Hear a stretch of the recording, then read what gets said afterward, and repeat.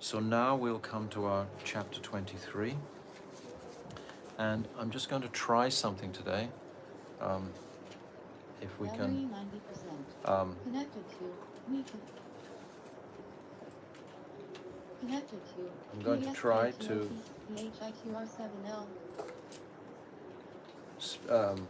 have the recording going, and we can listen to the recording of this chapter, and then we can just stop it periodically and have any comments. But these three Nam chapters are like the very heart of this Jaiva Dharma. We should understand that. They're the very heartbeat. Exactly like we have the Bhakti chapters within the Bhagavad Gita. On the beginning of the Bhagavad Gita, it's Gyan Karma Kand. And at the end, it's Gyan Kand. And in the very center, it's Bhakti Kand. And the very center chapter is chapter 12, which is actually opening up the whole of what is Bhakti. So this is the essence.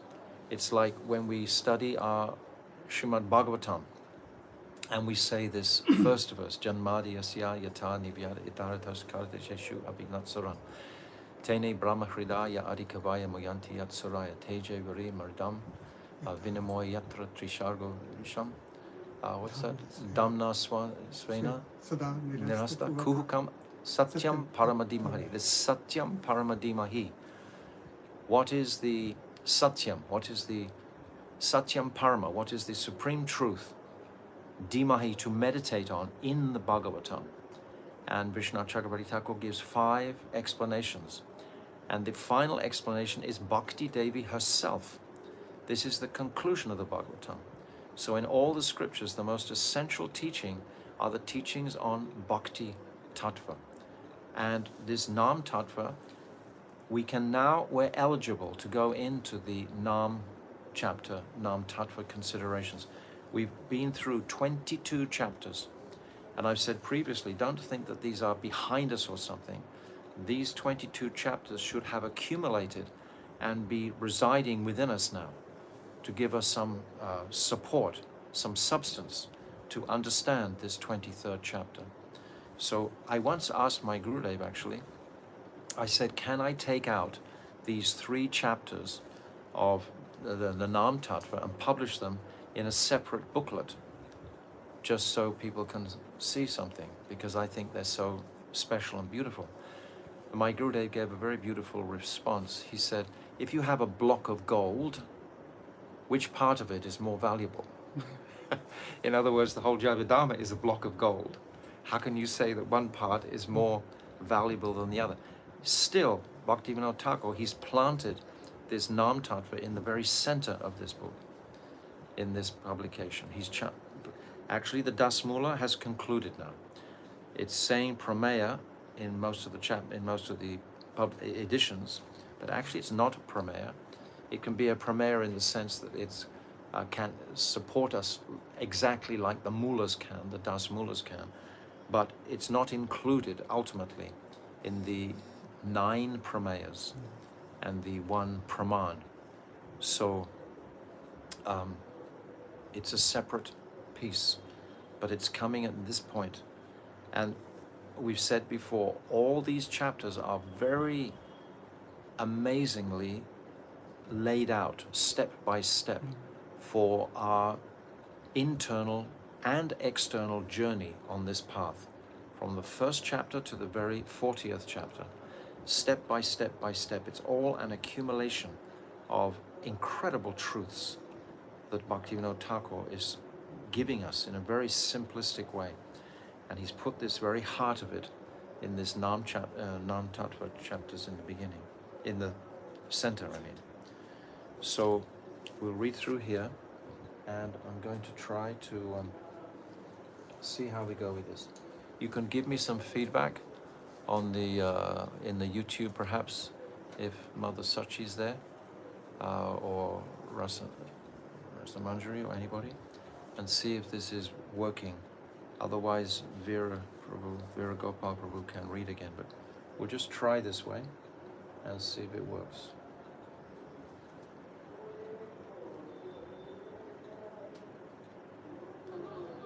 Chapter 23. Prameya, Sri Nama-tattva. Bilva Pushkarini is a charming village Everyone can where hear? Bhagavati Bhagirati flows in both the northern and western directions. In one corner of the village, there is a beautiful lake surrounded by bale trees. On the shore of the lake is the Bilva Paksha Mahadev temple, and Bhavatarana is splendidly situated a little distant from this temple. The village of Simulya is between Bilva Pushkarini. So Bhaktivinoda Thakur has like laid out the map for us of Navadvip as we have it today. And he's taking great pains to describe exactly the location of Brajanath's house. But actually today, this same location is not here because Ganga Devi has changed. This is describing the village or the township of Navadvip. This was during Mahaprabhu's time. Now that same Navadvip is still on this side of the Ganga, on the eastern side of the Ganga. But the Navadvip that we have today is on the western side. The Navadvip township is on the western side. And there's actually a group of people, personalities, who proclaim that the real Navadvip is actually on the western side. But Bhaktivinoda Thakur, he's discovered or has been led to expose where is the yoga pit. Bhaktivinoda Thakur did so much research on mapping out the holy Dham. But at the time of this is just after the departure of Mahaprabhu. So therefore, the geography is practically the same as it was at the time of Mahaprabhu. So this is the description that he's describing now, very carefully, closely. So this is what he's describing. And Brahmana Pushkarini, and all three villages are within the town of Navadvip. A wide road leads through the center of Bilva Pushkarini, and Brajanath's house is on this road towards the north. Vijay Kumar had bidden his sister farewell and walked for some distance, but on the way he began to think that it would be fitting to learn Sri Nama-tattva from Babaji before he went home. Thinking like this, he returned to Bilva Pushkarini and said to his sister, "I will stay here for 1 or 2 more days, and then I will return home." Rajanath became very happy to see his maternal uncle Vijay Kumar return. They sat together in the Chandi Mandap and began discussing the instructions of Dasamula. You see how spontaneous Bhaktivinoda Thakur is narrating this whole pastime? That even though Vijay had left the home, made all his farewells, received the gifts and so on, but still the prominence of his education in bhakti was superior to any sort of social disturbance, whatever, because it may have been somewhat strange to have departed, everyone's saying farewell, give you the gifts, and then all of a sudden you come back. He didn't care for that. He cared only for bhakti. How can I advance in my bhakti? I'm not concerned with the social situation, whatever. You understand? So I find that a lesson also personally, that he should be liberated sufficiently to carry his heart's most desire through. Very often we have a heart desire and it's perhaps inhibited by social barricades around us, or we place mental obstructions into fulfilling our heart's desires. But if we can clear the heart of any sort of guilt about our performance of service to the Lord, if we're feeling guilty, that's going to make the consciousness smaller. It's going to shrink our consciousness actually. But if we're performing sadhana nicely, we should have no fear for any decision that we want to make from the heart, and follow the heart's desire through. So this is what I appreciate from this. By now, Suryadev was preparing to set on the western horizon. I always think it's very beautiful how Bhaktivinoda Thakur, 4 or 5 times up to date, he's mentioned Surya Dev. He doesn't say the sun. He's looking at the devas. He's aware of the heavenly situation, Swagaloka. If we've studied the Bhagavatam, especially the 5th canto, all the way through, after the 5th canto, so many pastimes about Swagaloka, etc., we become so familiar with these different worlds that we're no longer conditioned by just this singular vision from this earthly planet, but we're actually in touch, basically, with all the different planetary systems around us. This is the condition of the devotee. The devotee is in touch with all the whole cosmic manifestation. We're reading about it, hearing about it daily from the Bhagavatam. So Bhaktivinoda Thakur, he holds that thread, that mood of Surya Dev. He doesn't say the sun is sinking. Surya, with his 7 horses, chariots, and Arun, the chariot driver, etc. And he has this mood of connection and great respect for these personalities. Towards their nests. Just at that time, 2 Vaishnava sadhus from the Ramanuja Sampradaya arrived. They put their asan beneath a jackfruit tree in front of Brajanath's house, collected some sticks from here and there, and lit a fire. Their foreheads were beautifully adorned with the tilak of the Sri Sampradaya, and a sublime peace emanated from their faces. Brajanath's mother was very hospitable towards guests. Knowing that they must be hungry, she collected various kinds of edible ingredients and placed them before the sadhus, requesting them to cook and eat. They were satisfied and began to prepare their rotis. When Brajanath and Vijay Kumar saw these Vaishnavas' peaceful faces, they came and sat with them. Both Vaishnavas were very pleased to see tulsi malas on the necks of Brajanath and Vijay Kumar, and the 12 marks of tilak on their bodies. I was just considering how Brajanath's mother, she considered that they must be hungry. A mother will always consider that people are hungry, whether they're hungry or not. But that's a mother's nature. So again, Bhaktivinoda Thakur is bringing us in this very sensitive mood. Just a thought. Spreading their blanket out more, they very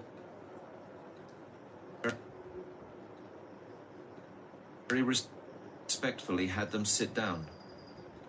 In order to become acquainted with them, Brajanath asked, "Maharaj, where are you coming from?" One of the Babajis answered, "We have come from Ayodhya.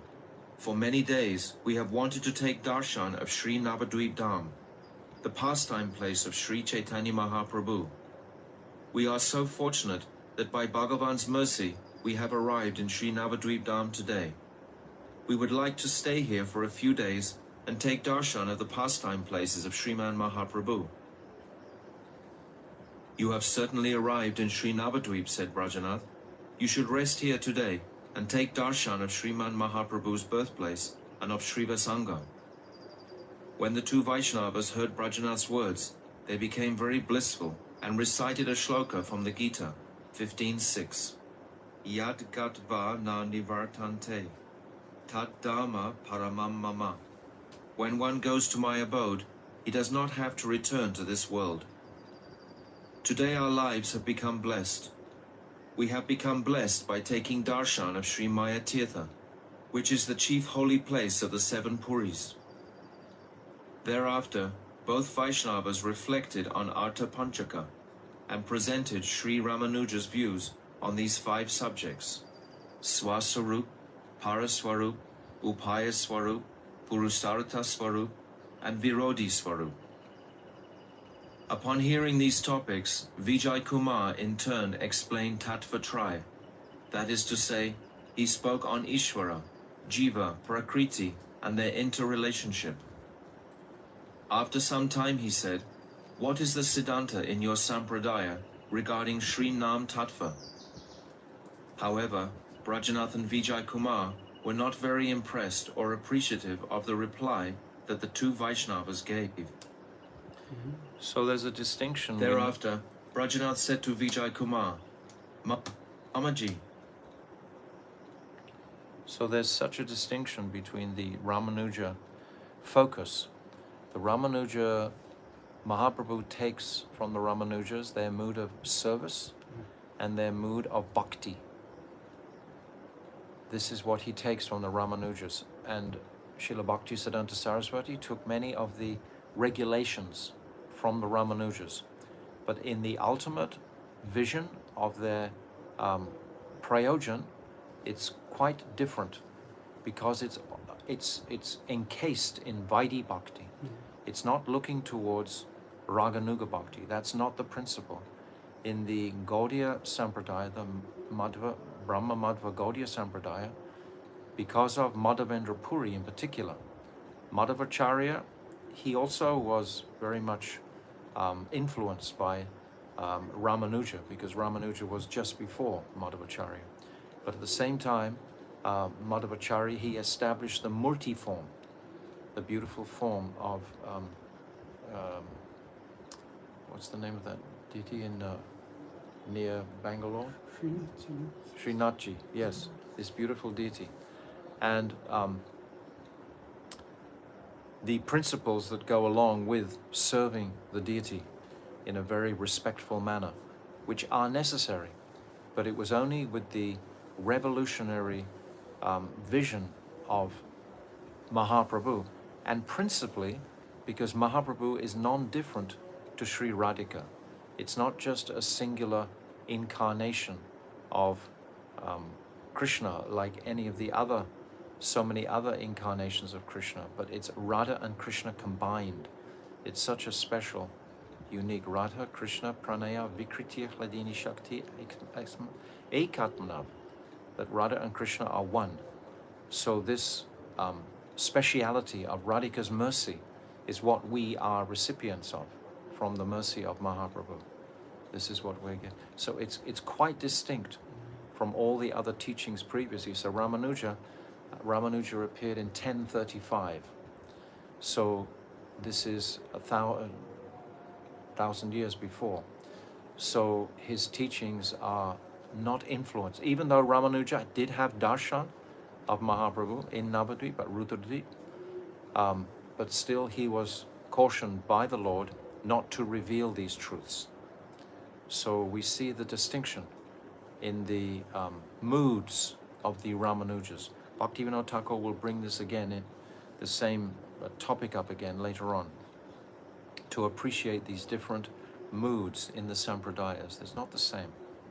So he's bringing this out here.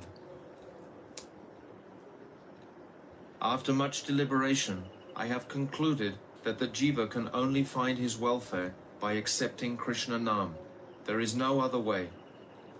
The Lord of our life, Sri Chaitanya Mahaprabhu, has descended to this Maya Tirtha to teach Shuddha Krishna Nam in the world. When Sri Gurudev last instructed us, he said that Sri Nam is the foremost of all the angas of bhakti, and that we must make a separate attempt to understand Nama-tattva. So let us go this very day and try to understand Sri Nama-tattva conclusively. Then, after taking care of the needs of the guests, they departed. The Sandhya had arrived, and darkness was spreading. In Srivasanga, Sri Bhagavan's Sandhya Arti had begun, and the Vaishnavas were sitting on the platform of the Bakula tree.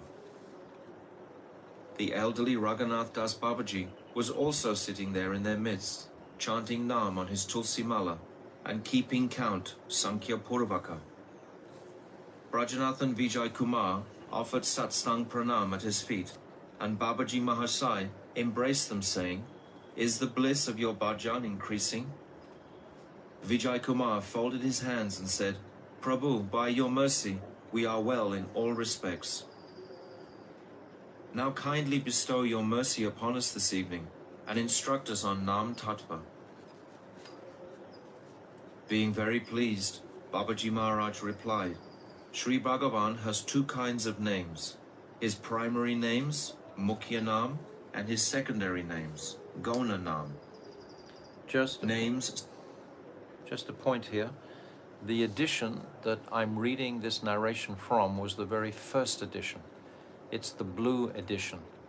We're up to now the 5th or the 6th edition. So there's been quite a few changes. So the narration might sound a little different to what you're reading, but the principles are the same. Such as Shirsti Karta, creator, Jagat Pata, protector of the universe, Vishva Niyanta, controller of the universe, Vishva Palaka, maintainer of the universe, and Paramatma, supersoul, are related to the creation within the shelter of the material modes. These are called gona, secondary, because they are related to the gunas, modes of material nature.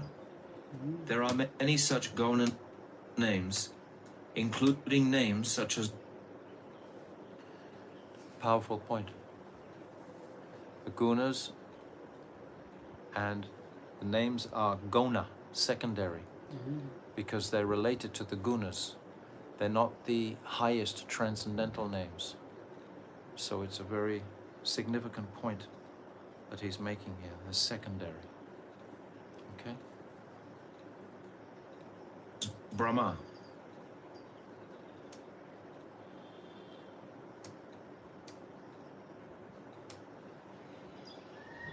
Oh. I'm not very good at this.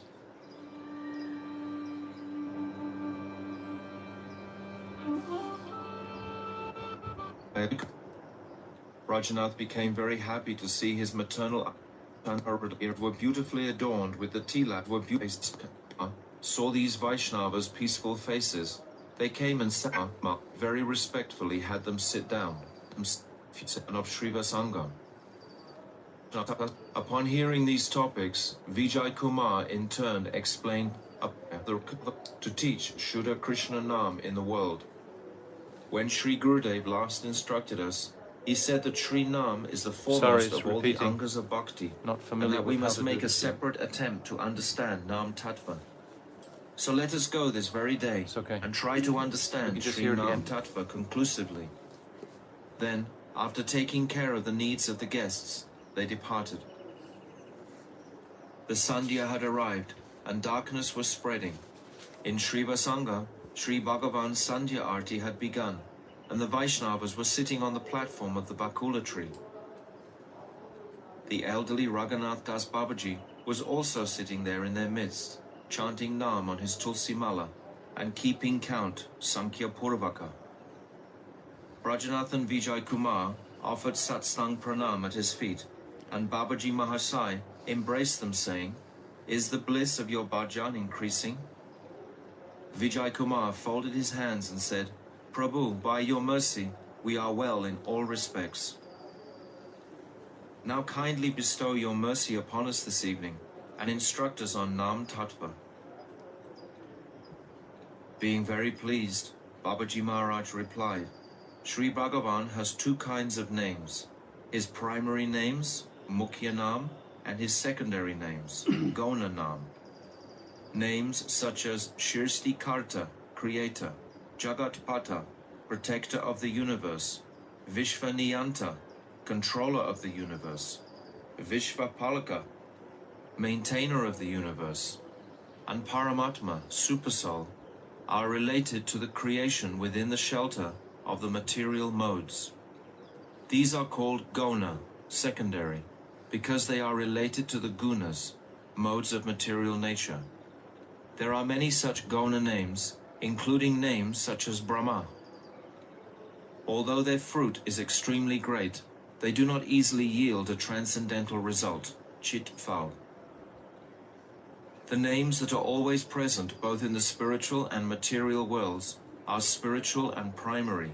For example, names such as Narayan, Vasudev, Janardhan, Rishikesh, Hari, Achyuta, Govinda, Gopal, and Ram are all primary.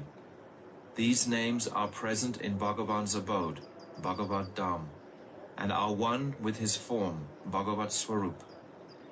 In the material world, these names only dance on the tongues of very fortunate people to whose bhakti they are attracted. Sri Bhagavan Nam has no connection at all with the material world. and all the Shaktis of Bhagavan's form, Bhagavat Swarup, are present in Sri Nam. Therefore, the names also possess all these Shaktis. They have descended into the material world and are engaged in destroying Maya.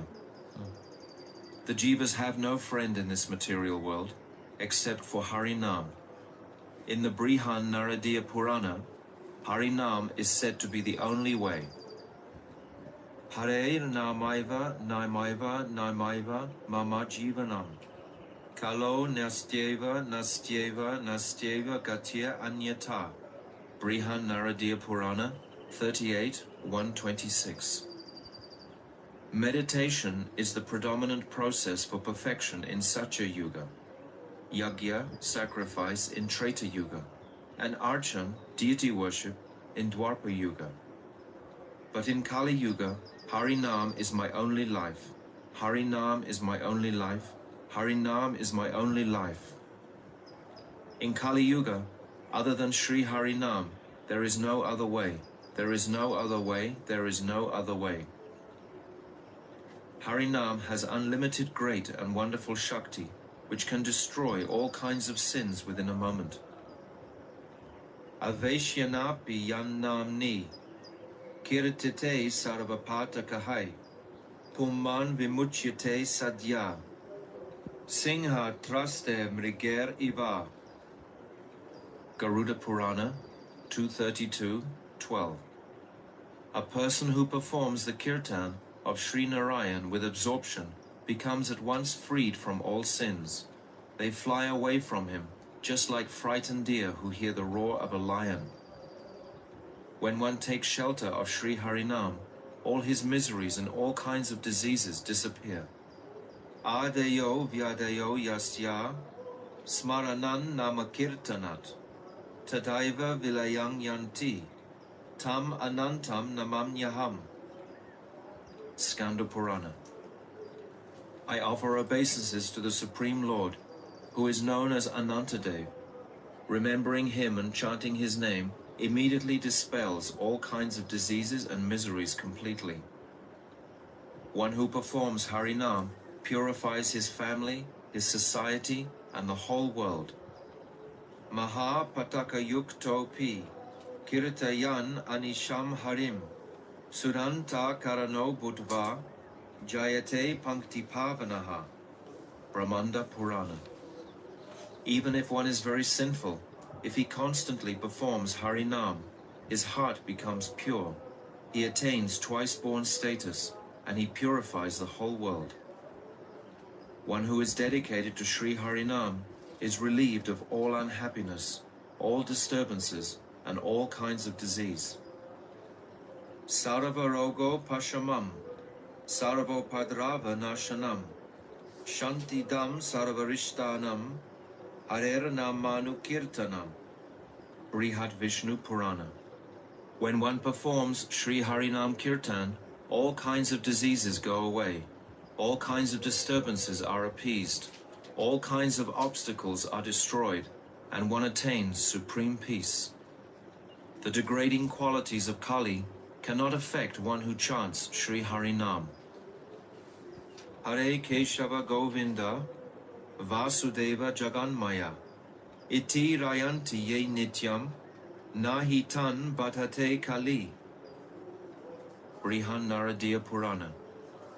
Kali cannot cause any impediment, even for a moment, to those who perform constant kirtan, chanting O Hare, O Govinda, O Keshava, O Vasudeva, O Jaganmaya.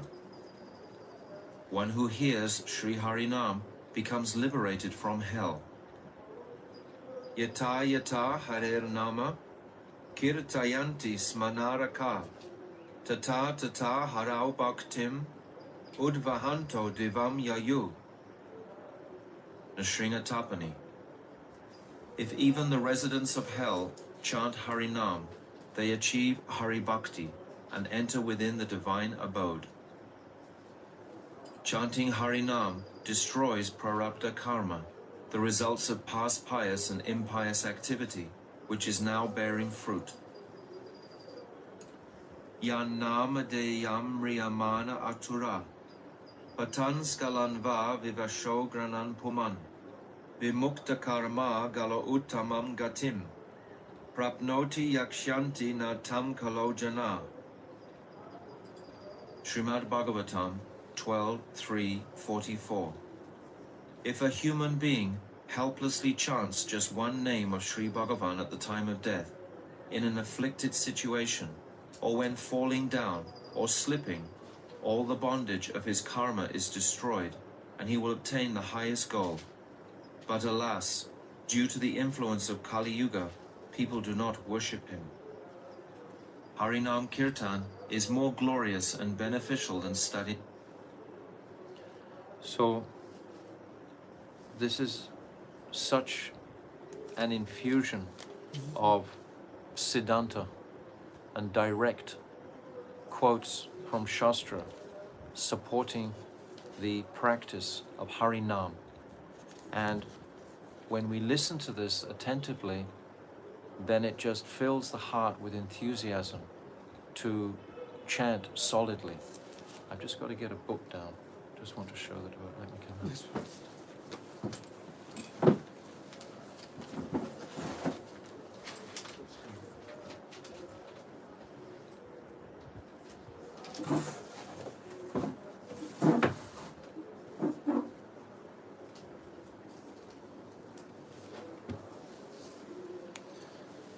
I just want to share with the devotees a particular publication which is very much like what we're reading here.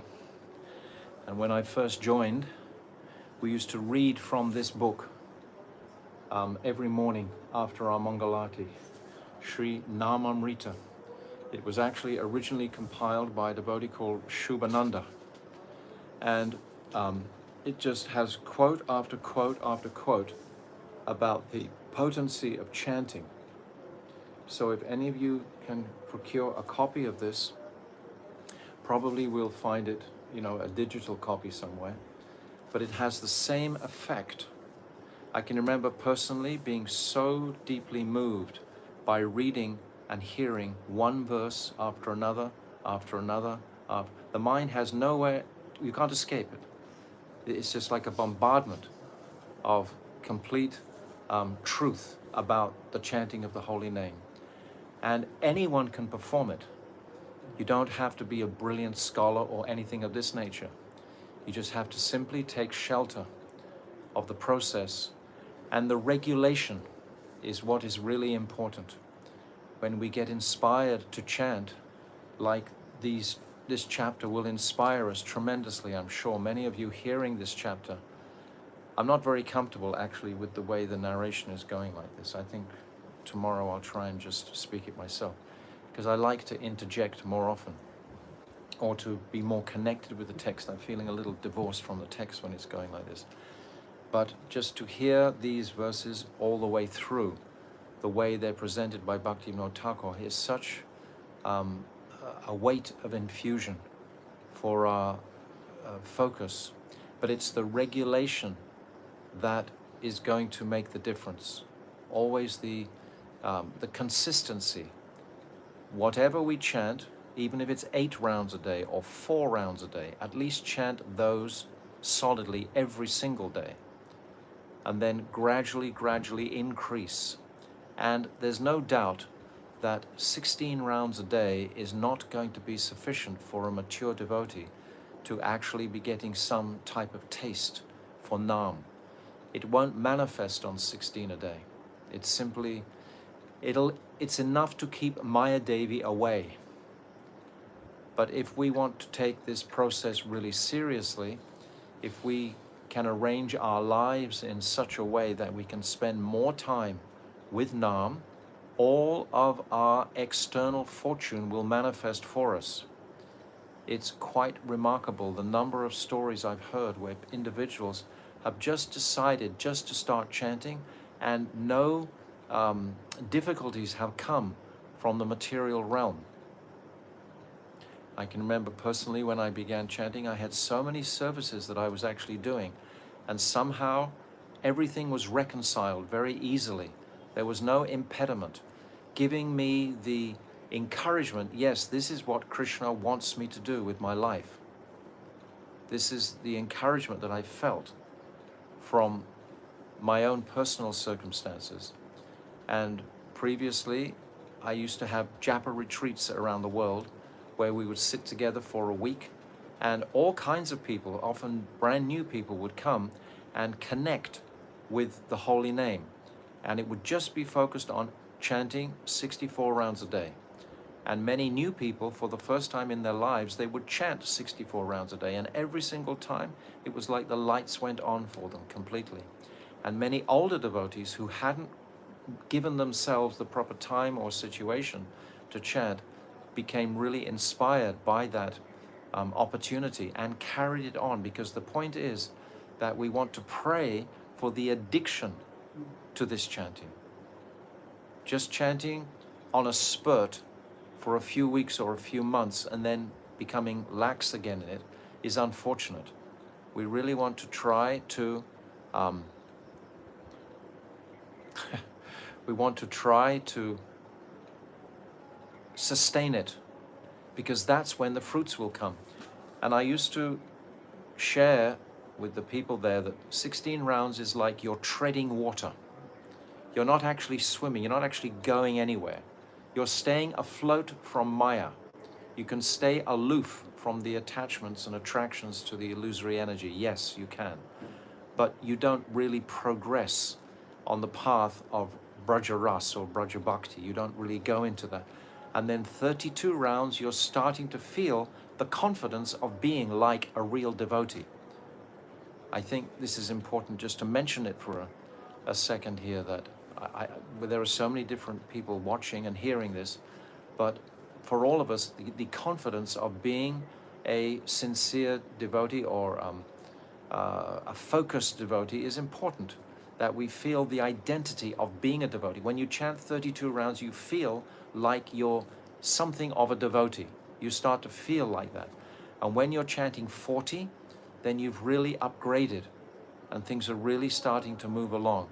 And then 48, and something miraculous starts to take place with the consciousness, if you're able to sustain it. This is the point. You will seek association of like-minded individuals almost straight away. For example, you won't have 15, 20-minute phone conversations. You just don't have time for it. You don't have time for the frivolity of the different material activities that we do in this material world. You just don't have time for various frivolous types of things. They just literally drop away, and you become quite sober. Sober in the sense that the intoxication of the material world starts to diminish.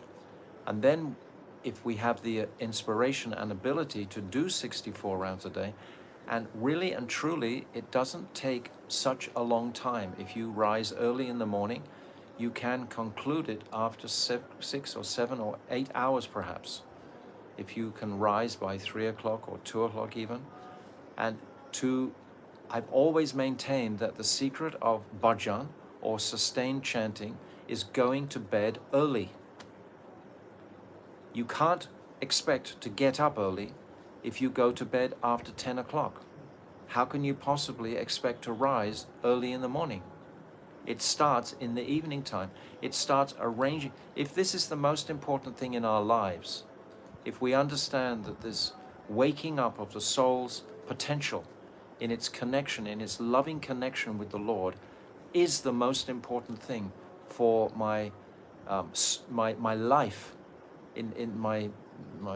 the energy of this life is only that, then Krishna will very quickly, and all our Guru Varga will immediately support that effort. You'll see, it'll be like miracle after miracle after miracle after miracle is just going on. And that is really inspiring. That is really inspiring for the devotee to see that tangibly in his life. But the secret, I'm saying two secrets here. One is going to bed early, then one can surely get up early and maximize his time, as well as conduct all the various material activities that have to be performed, but with far more attention and clarity. What might have taken you a few hours to do previously, when you're chanting more, you'll be able to do it concisely, in a much more focused manner. You won't have to waste any time. So this chanting, sustained chanting, not just doing it for a little while or so, but sustained chanting is the greatest opportunity in this. And this is Kali Yuga, and we're hearing all these amazing shloks, and we'll continue tomorrow to hear all these verses. And if you get this little book, this Sri Namamrita, you can supplement it anytime, any place you can just open, and it's just packed with inspirational guides from Shastra to chant more. And just by Mahaprabhu has invested, this is the distinction between the chanting now. Mahaprabhu has given the power into Nam Namakari Bahuda Nija Sharva Shaktis. All the Shaktis of Nam are manifested now. They were not manifested previously to the same degree. Mahaprabhu is such an exceptional personality, exceptional avatar, the golden avatar. Only once in the whole day of Lord Brahma, every 8,640,000,000 years is it's such a rare opportunity. And it's such a simple process to do. And at this time in the world, when things are even more, Kali Yuga is degrading moment by moment practically, on all fronts, in all areas. And if we can pick up this Hare Krishna Mahamantra, we will offset the influences of Kali, without a doubt. So I just wanted to supplement that on the ecstatic, Siddhantic quotations that Bhaktivinoda Thakur is saying, to offer all encouragement and try to procure this little book. So Srila Bhaktivinoda Thakur ki jai, Nam Bhajan ki jai, Nama-tattva ki jai, Jaiva Dharma ki jai. This is why this Nama-tattva is in the center. It's the conclusion. We've heard all the different truths, but now this potency, this power, is going to carry us, our consciousnesses, into the truth. This is what it will do, directly. Jai Ho.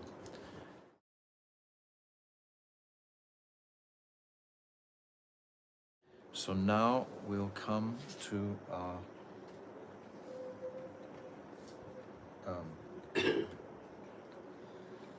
chapter. And I hope this is going to work. Battery 90%. Connected to VSKTOPPHI2R7L. Okay, so far we're just reading through all the different verses and their translations, which personally I find tremendously inspiring. So I'm just going to let the recording go and just go through all of these verses. We can hear them again and again and again and again. Really, they're amazing. There's no need to stop each time, each verse. Each verse is self-explanatory. But at the end of this selection of verses, then I'll make some comments. Okay, so we'll listen to this now.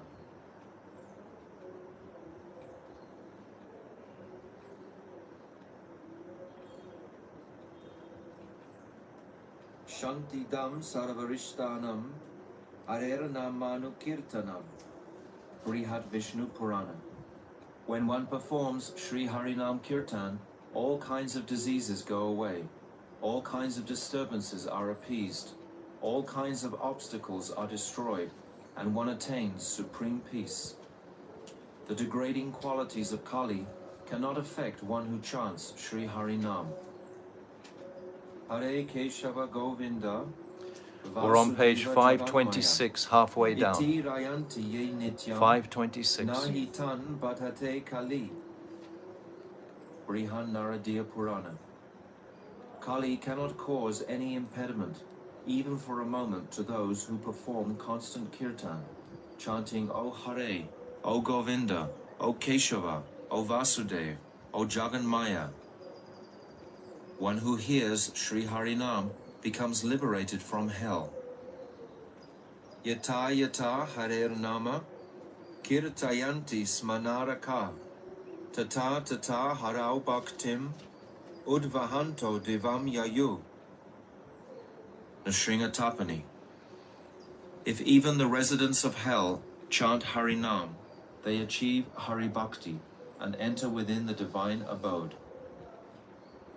Chanting Harinam destroys prarabdha karma, the results of past pious and impious activity, which is now bearing fruit. Yan nama deyam riyamana atura, Top of patan 527. skalanva vivasho granan puman, vimukta karma galo uttamam gatim, prapnoti yakshanti natam kalo jana. Srimad Bhagavatam 12:3-44. If a human being helplessly chants just one name of Sri Bhagavan at the time of death, in an afflicted situation, or when falling down or slipping, all the bondage of his karma is destroyed, and he will obtain the highest goal. But alas, due to the influence of Kali Yuga, people do not worship him. Harinam Kirtan is more glorious and beneficial than studying the Vedas. Ma richo mayajus tata, ma sama patakinchana, govindeti hare nama, gayam gayasva nityasaha. Skanda Purana. There is no need to study and teach the Rig, Sama and Yaju Vedas and so on. Simply perform constant Sankirtan of Sri Hari's name, Govinda. Performing Harinam is better than visiting all tirthas, holy places. Tirtha-koti sahasrani, tirtha-koti shatani cha, tani savani avapnoti, Vishnur namani kirtanat. Skanda Purana. Kirtan of Sri Vishnu's names gives all the results obtained by going to millions of tirthas. Even a dim glimmer of Harinam, Harinamabhas, gives unlimitedly more results than all kinds of sat karma, pious fruit of activities. Gokoti danam grahane kagasya, prayaga gangodaka kalpavasa, yagya yutam meru suvarna danam, Govinda kirte nasamam shatam shai. One may give cows in charity on the day of a solar eclipse. One may reside in Prayag on the banks of the Ganga for a kalpa, or one may perform thousands of yagyas and give in charity a mountain of gold as high as Mount Sumeru. Still, all these cannot even be compared with a 100th particle of Sri Govinda Kirtan. Harinam can yield all kinds of benefits. Artha. Etat sat varga haranam, ripu nigrahanam param, adhyatma mulam etad di, vishnurnam anukirtanam. Skanda Purana. Sankirtan of Sri Vishnu's names conquers the 6 senses and the 6 enemies, beginning with Kam and Krodha, and is the root of knowledge of the Supreme Self. Harinam is invested with all Shakti. Dana vrata tapastirta, chaitra dinam chayastita, shakteyo deva mahatang, sarva papa hara shubha, rajasu yashva medanan, jnana sadhyatma vastunaha, akrisya harina sarva, stapita sveshunamasu. Skanda Purana. There are so many auspicious qualities within charity, dan, vows, brata, austerity, tapa, the holy places, tirtha-kshetras, the devatas, within all kinds of sin-removing righteous activities, in the aggregate of all powers, shaktis, in the Rajasuya and Ashvamedha sacrifices, and in the goal of knowledge of the identity of the self, Gyan Sadhya of Atmavastu. However, Sri Hari has assembled all of these potencies and invested them within his own names. Sri Harinam gives bliss to the whole world. Stane Rishikesha Tava Prakirtya Jagat Prahesya Tyanurajate Cha. Bhagavad Gita 11:36. O Rishikesh, the world becomes delighted on hearing the kirtan of your name and fame. and thus everyone becomes attached to you. One who chants Sri Harinam is worshipable in the world. Narayana Jagannatha Vasudeva Janardana Iti Rayanti Ye Nityam Te Vaisarvatra Vanditaha. Brihan Naradiya Purana.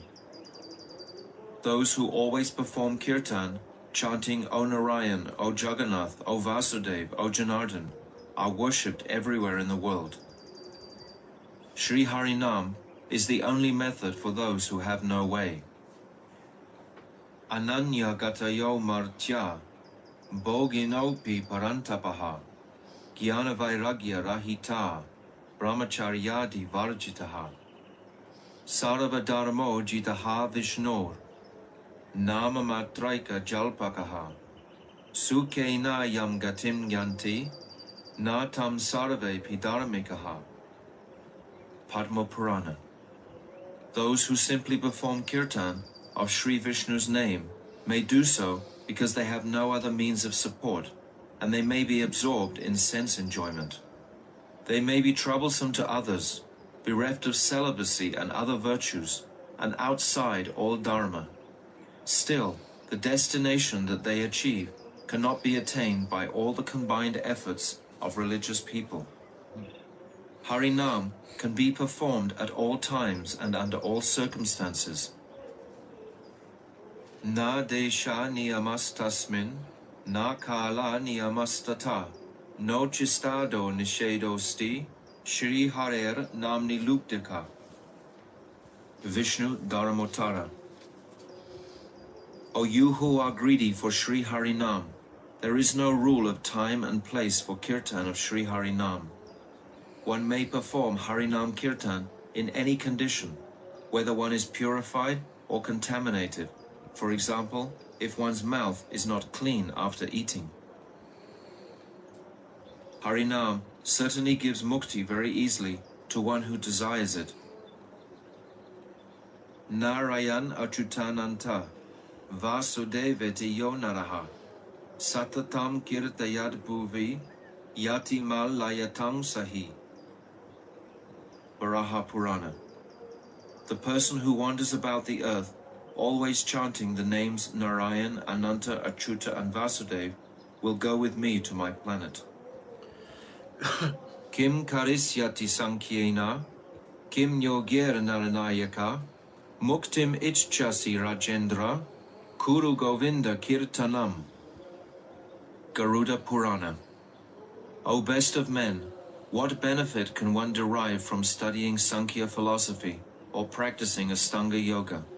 O king, if you desire liberation, just perform Sri Govinda's kirtan.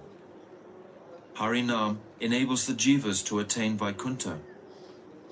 Sarvatra sarvakaleshu yepi kurvanti patakam nama sankirtanam kritva yanti Vishnu paramparam. Nandi Purana. Even one who has performed sinful activities always and everywhere attains the supreme abode of Vishnu if he performs Nam Sankirtan. Chanting Harinam is the topmost means of pleasing Sri Bhagavan. Nama Sankirtanam Vishnu Kshutrit Prapi Dita Dishu Karoti Satatam Vipras Tasya Prito Hyadoksaja. Brihan Naradiya Purana. O Brahmanas, at Hoksaja Vishnu remains very satisfied with those who incessantly perform Sankirtan of Vishnu's name, even when troubled by hunger and thirst.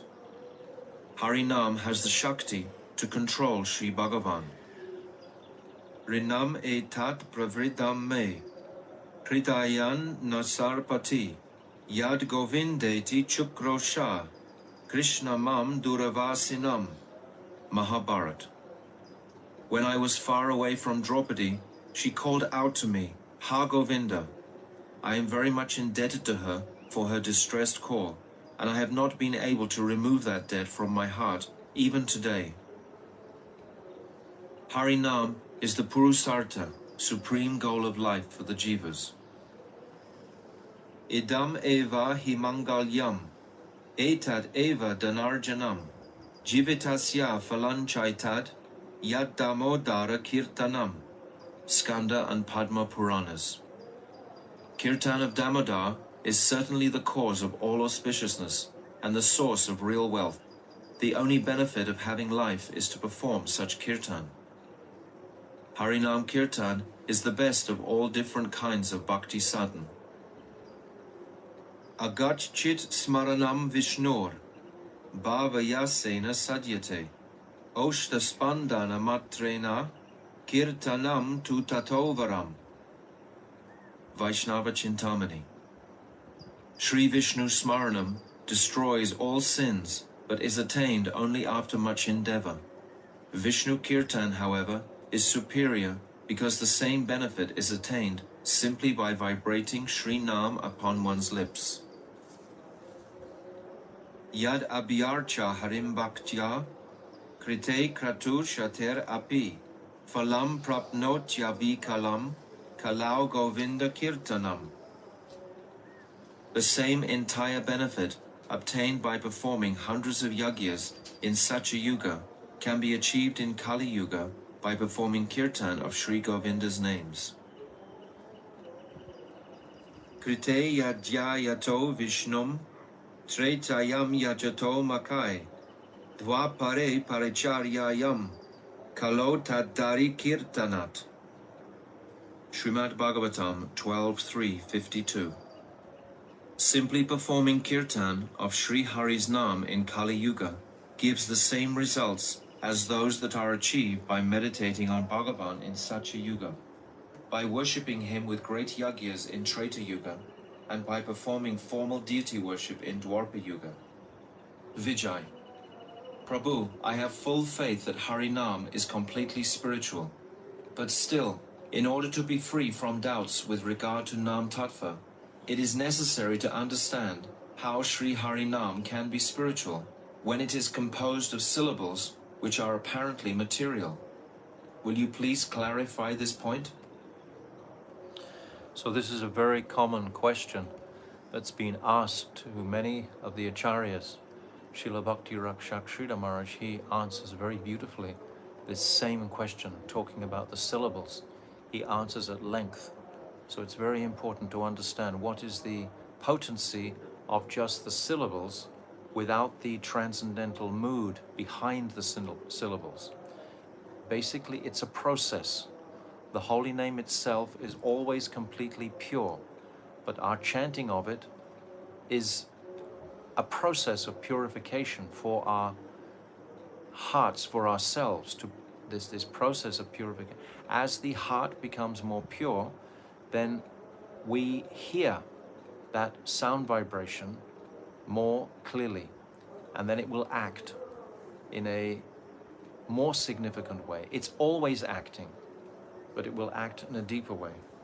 So I'm going to read for a little bit, and then we'll come back to the audio. So he's asking to please clarify this point. So Babaji, the Swarup, nature and form of Sri Nam has been explained in the Padma Purana. Namna Chintamani Krishnas Chaitanya Rasa Vigraha Purna Shuddho Nitya Mukto Vinatvam Namanaminaha. Sri Krishna Nam. You can read. Sri Krishna Nam is Chantamani Swarup. This means that it awards the supreme goal of life and all transcendental good fortune. This is because Sri Harinam is non-different from him who possesses Sri Nam.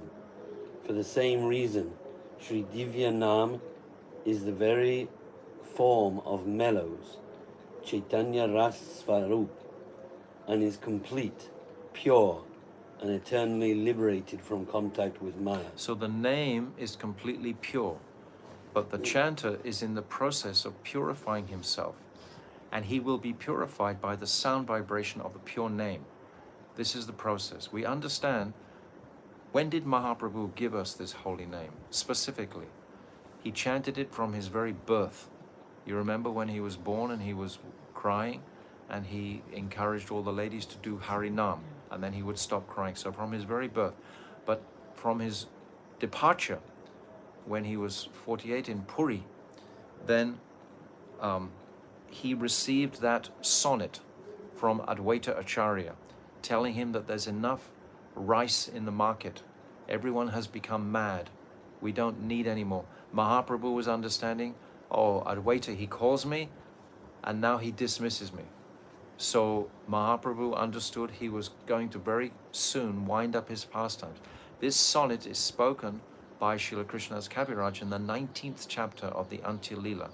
So in the 20th chapter of the Antya Lila, the last chapter of the Antya Lila, then he begins to speak this Shikshastakam. This Shikshastakam, Mahaprabhu only directly gives these 8 verses, glorifying the holy name. But within these 8 verses, it's packed with different jewels. He's written it all in like sutra form. Cheto Dapana Marjanam, Baba Mahadavagni Nivarpanam, Shrem Karaiva Chandrika Vitaranam, Vidya Vadu Jivanam, etc. These verses. And just for our deeper meditation in the Bhajan Rahasya, then Bhaktivinoda Thakur has taken this Shikshastakam and he's opened it out even further. He's describing how these Shikshastakams, this Shikshastakam prayer, Shiksha means instruction, and Astakam means 8. So the first verse is basically a prelude to the next 7 verses. Actually, within the first verse, all the jewels of the next 7 verses are there couched. We can take each line, Cheto Dapana Marjanam, and this is applied to the second verse, Nam Namakari Bahuda Nija Sharva Shaktis. Like that, it goes right the way through the whole Shikshastakam. And these 8 yamas of the day, which are described in this Bhajan Rahasya, each period of the day, to give us the focus and direction of meditation on Krishna. Initially, we're hearing, especially in the early hours of the morning, this is Nishanta Lila. So we're thinking about Nishanta Lila while we're chanting. Nishanta Lila is actually the most potent Lila out of all the different Leelas. All the Leelas are potent, but the Nishanta Lila is especially significant because there's the greatest union between Radha and Krishna, and there's the greatest separation. And we should appreciate within the Mahamantra, Hare Krishna, Hare Krishna. This is meeting. Hare Krishna, meeting. They're together. Then Krishna, Krishna, Hare Hare. This is separation. Krishna, Krishna, alone without Radha. And then Hare Hare. This is separation. And then Hare Rama, meeting. And then Rama Rama, Hare Hare, separation. So this meeting and separation is the constant dynamic within the Leela of Radha and Krishna, because the separation is constantly heightening the mood of the sambhog, of the meeting. And particularly within this Nishanta Leela, we have at the beginning when Radha and Krishna, they've practically become like one together. All their ornaments have been washed away by their perspiration. We go to Nidhuvan in Vrindavan, and these beautiful pastimes are described there of Radha and Krishna's early Nishanta Leela. All their decorations washed away with perspiration and so on both their bodies. So the intimacy of that union is really extreme at that time. And then Brinda Devi, she signals to the monkey to herald that Jatila's coming. Jatila means the dawn as well as Mother Jatila. So they become afraid, so they actually have to wake up. And the cock is crowing, and Radhika, she says, "Oh, cock, go to hell," because it's disturbing the sweetness of their union. And then the cock becomes silent, and Radhika thinks, did he go to hell? And then she doesn't bother anymore.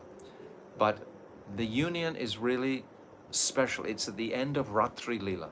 The Ratri Leela, so many pastimes. Rasa Leela doesn't only mean just that incredible dance formation that they perform, but it also means the Jal Kridi, the pastimes in the water. It means the picnic pastimes. It means the honey meat pastimes. It, dice playing. So many different pastimes are Ras Leela. So all of these pastimes are going on. And then at the very, very end, Radha and Krishna are in this tight union. This is very special. But then, in a very short while, they're about to separate. From this extreme sambhog, they go into this extreme viraha of separation. Radhika, she has her sakis to carry her back to Javat. But practically Krishna has no one to take him back. Who's going to take Krishna back to Nandagan? He falls from one tree, slumps to another tree, staggering, feeling the extremity of this separation. And finally he manages to get into Nandagan and into his bed. And as soon as he lies down, Mother Yashoda comes in to wake him up and wonders why he's sleeping so late. So these pastimes are extraordinary. So within this holy name, within these, all this glorification we've just been through, and it's very inspiring to hear this repeatedly again and again, these glorifications, these verses. This is called Nama-tattva. The chapter is titled Nama-tattva. Bhaktivinoda Thakur is giving us the Nama-tattva, the tattva of Nam. Nam itself is directly non-different to Krishna. We've just read Nanna Chintamani Krishna's Chaitanya Rasa Vigraha, that the name and Krishna are non-different. Do we believe it? But we see the effects. Even the brand new person, just chanting for the first time, feels some effect of the holy name. It's so potent. It doesn't depend necessarily on our own purity. Jiva Goswami gives an example. He says, like a strong herbal remedy is going to affect the person whether they believe in or not. And in our modern society, if you take an aspirin, whether you believe it or you don't believe it, it'll still affect you. Is it correct? It'll still have an effect on you. So similarly, the name will have an effect on the consciousness because it's coming. What is it? Harinam Sankirtan? Golokera Prameya Harinam Sankirtan. It's coming from the spiritual world. This holy name is descending into this world. It was always descending previously, as we've spoken many times, but with the empowerment of Mahaprabhu now. And he describes this empowerment in this 20th chapter of the Antya Lila of Jaiva Dharma, of Chaitanya Charitamrita. And it's quite remarkable, if you read that Antya Lila, when he begins to speak these verses, it's almost like he's overwhelmed with a deepening mood of humility. It's every verse goes to a more profound state of humility. That's where he's moving towards. And you see, finally he comes on the third verse, Trinada pi sunichena, etc. And then from that verse, because without this quality of humility in relationship to Krishna, without this understanding of my insignificance in relationship to Krishna, then the power of the holy name, the sambandha, can't develop. Krishna is the supreme and I am his eternal servant. And without this understanding, which was described in the first chapter of Jaiva Dharma, and it was going through practically every single chapter, the same point is mentioned. The jiva's insignificance in comparison to Krishna's supremacy. So this mood of humility must be increasing. And we've described before how when Guru gives that Krishna Seva Vasana, that inspiration to serve, that Vasana, Krishna Seva Vasana, that kripa, that's the Bhakti Lata Bij, it has to grow on a pillar, on a post, on some object. It doesn't just run along the ground, it has the capacity to grow upwards. So what is the pillar that kripa will grow on? And that is humility, that is that Trinada pi sunichena. So throughout, and then it's saying at the end of this third verse, Kirtanya Sada Hari, that if we can follow this process of humility, Trinada pi sunichena, more humble than the blade of grass. The blade of grass is in such a constitutionally humble body. If you see a whole lawn It's got like trillions of blades, souls of jivas. They're all sold, and they're all looking exactly the same. And they all have a fixed dharma to push their roots to the nutrients and water in the soil, and to focus on the sun, to grow towards the sun. And its life is, we sometimes say, the straw in the street. It's so insignificant just by its constitution. But this verse is saying more humble than that. More humble means that you know your position, and then you remain humble. The grass is not actually conscious. It's achadita chetana. It's the lowest type of consciousness. But in the human body, we can understand Krishna's supremacy. This is what creates our humility. And who is the most humble? It's Sri Radhika. Sri Radhika herself demonstrates this. So these Shikshastikam verses in the 20th chapter are like, we see directly Mahaprabhu's mood of humility, just going from one verse to the next verse, to the next verse, to the next verse. And in the 5th verse, then he's completely immersed in the identity of Sri Radhika. Ayi Nanda Tanuja Kinkaram, Patitam Vam Vishvam Bhavam Badam. This mood of, he's in the feminine mood completely. He's immersed as Sri Radhika then. He's captured that bhav, because Aye Nanda is a word that the female will use. A male will say Are, but a female will say Aye. So he's complete. And then going through finally to Asli Siyava Padaratam, this heart-wrenching verse at the end, where as Radhika he's saying, you can enjoy with other women in front of me, but still you're my Prananath, still you're my supreme. So in these 8 verses, and then Bhaktivinoda Thakur has taken these 8 verses in this Bhajan Rahasya, and he's gone through, there's 8 chapters, so there's 8 yamas. And then the first is about Shraddha. Shraddha is the first stage. And then Anartha Nivriti, Nishta, Ruchi, Asakti, Bhav, etc. It's all coming through, all the different stages. So this, again, Bhaktivinoda Thakur, he is giving us a complete, opening a window into this Shikshastikam. And so I would encourage everyone to immerse themselves in the Bhajan Rahasyas. Disconnected. The speaker has a mind of its own. Oh, it's disconnected. Yes. Oh. Reconnect if you can do it. Okay, so I'll leave it for now. Yeah. Too much of a hassle. So we'll carry on reading here. So the question was composed of syllables which are apparently material. That's his question. And Babaji is answering this question, that the sound vibration, the name of Krishna itself, is fully Krishna himself. Sri Nam and Sri Nami, the possessor. Oh, you're reading. Sit in the chair. Yes, Sri Nam. Sri Nam and Sri Nami, he who possesses Sri Nam, are non-different in tattva.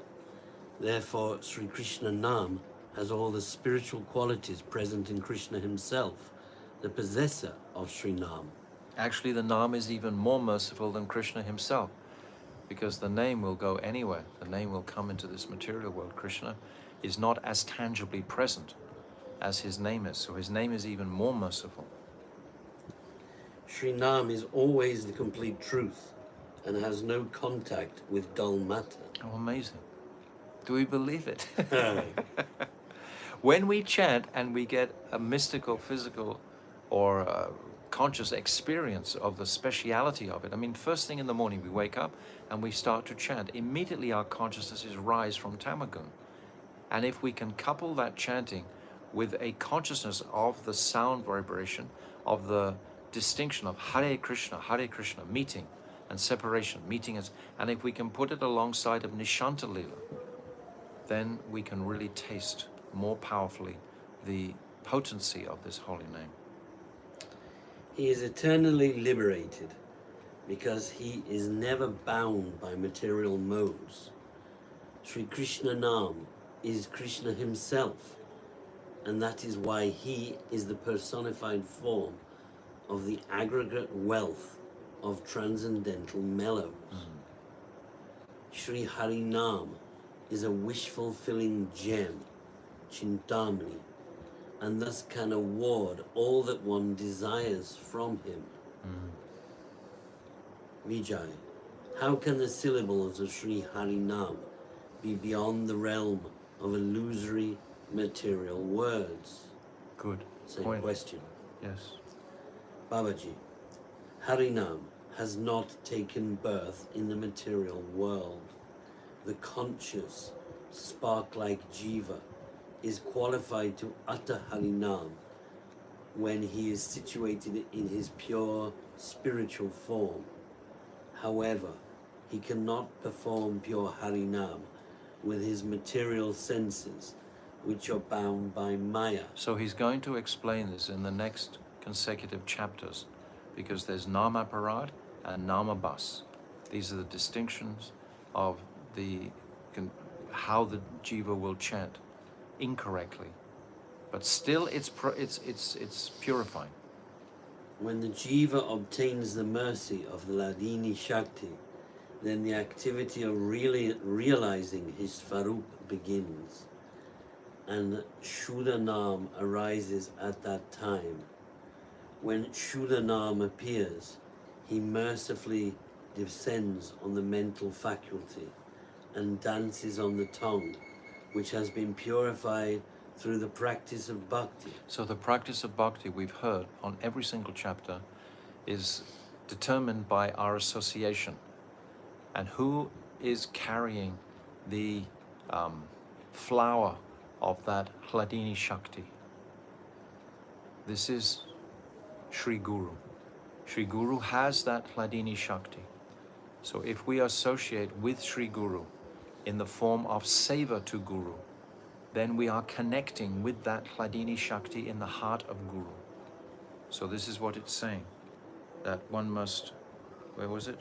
When the jiva obtains the mercy of the Hladini Shakti, so that will come through the mercy of Nityananda Prabhu as Akhanda Guru Mula-tattva, and Guru will manifest that Hladini Shakti into the purified heart of the jiva. Sri Harinam is not a form of letters, but when he dances on the material tongue, he is manifest in the form of letters. That is the secret of Krishna Nam. Yes, it's not actually material letters, it's transcendental sound vibration. But we perceive it as letters initially, but it will transform. We have to be patient. We've said so many times, Bhaktisiddhanta Saraswati, he said 3 stages for bhajan. And the first stage is patience. We have to be patient. If we are patient with faith and following carefully the precepts of Shastra, the direction of Guru intimating, and we take books like Bhajan Rahasya, etc., Jaiva Dharma, very seriously, and we take the practice of the Harinam. This is what I was saying yesterday. This regulated practice is so necessary. If we just chant sporadically, then we're not going to achieve the potency of Harin, because it's an accumulative effect that it will have on the consciousness. It comes through time, and we have to be patient. So the first stage is patience. The second stage is forgiveness. Forgiveness of ourselves, forgiveness of others. That's the second stage. The third is humility itself in these stages like this. This is what Bhaktisiddhanta Saraswati is proclaimed like that. Okay, Vijay. Vijay, which name is the sweetest of all the primary holy names?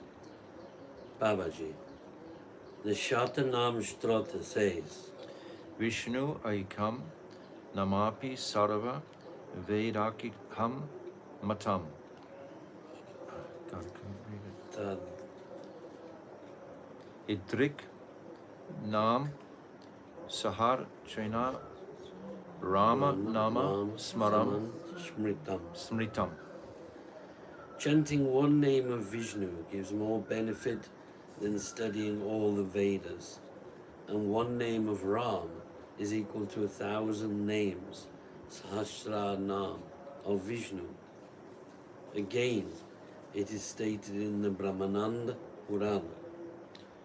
Sahasranam punyanam trir avritya tuyat phalam ekatye tu krishnasya namakam tat prayachanam.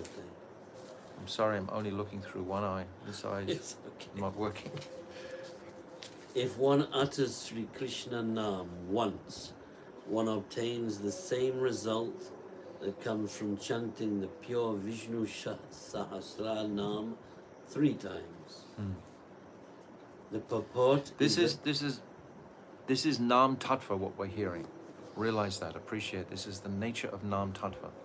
Bhaktivinoda Thakur is giving us the greatness of the quality of Nama-tattva. Go ahead. The purport is that 1,000 names of Vishnu equals 1 name of Ram, and 3,000 names of Vishnu, that is to say, 3 names of Ram, equals 1 name of Krishna. Chanting Krishna's name once gives the same result as chanting Ram's name 3 times. Shri Krishna Nam is certainly the supreme name. Therefore we should follow the instructions of the Lord of our life, Shri Gauranga Sundara, and always take Shri Nam as he has given it. Hare Krishna, Krishna Krishna, Hare Hare, Hare Ram, Ram Ram, Hare Hare. Vijay. What is the process of Harinam sadhana, Babaji? One should This is what we discussed yesterday. The sadhan. There's the sadhan and there's the sadhya. So the sadhya is the goal, but the sadhan, how to achieve the sadhya. We have the sadhan, we have the sadhya, we have sadguru, and we have the sadak. Sad means perfect. So there's 4 considerations of perfection.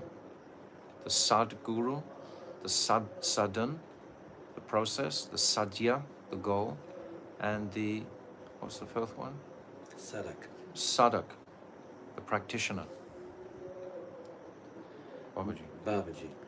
One should constantly perform Harinam by counting the names properly on a tulsi mala, or in the absence of that, counting on the fingers. One should always stay far away from offences. What's the purpose of the counting? The purpose of the counting is to make it regulated. This is exactly what I was saying yesterday, to make this regulation of the chanting. It doesn't really benefit if we just chant 64 rounds one day, and 2 rounds the next day, and 3 rounds the next day, and then again 64 rounds, and then again 20. If we're constantly oscillating in these numbers, because by vibrating the certain numbers for a certain amount of time, it develops a very steady mentality. Sankhya Purvaka Nama Gananati Bi. Srinivasacharya, he's saying in the Sant Goswami Astakam, that one should chant, and Mahaprabhu demonstrated this himself. He would sometimes carry knotted cloth, or sometimes he would chant on his mala. But he demonstrated everything Mahaprabhu is doing. Mahaprabhu is our bhajan shiksha guru. He's our bhajan shiksha guru. He's also the Supreme Lord and Shri Radhika's bhav. But he's described in Mana Shiksha by Raghunath Das Goswami as being our bhajan shiksha. He's showing us how to practice bhajan, specifically of the holy name. So these chapters are so essential. They are like gold. There's no doubt. Go on. The fruit of Sri Harinam, Krishna Prem, is attained by chanting Shuddha Nam. The purpose of keeping count is for the sadhak to understand whether his practice of Sri Harinam is increasing or diminishing. Tulasi Devi is very dear to Hari, so touching her while taking Harinam means that Harinam bestows more benefit. When one is practicing Nam, one should understand that Sri Krishna Nam is non-different from his Svarup, eternal, intrinsic form.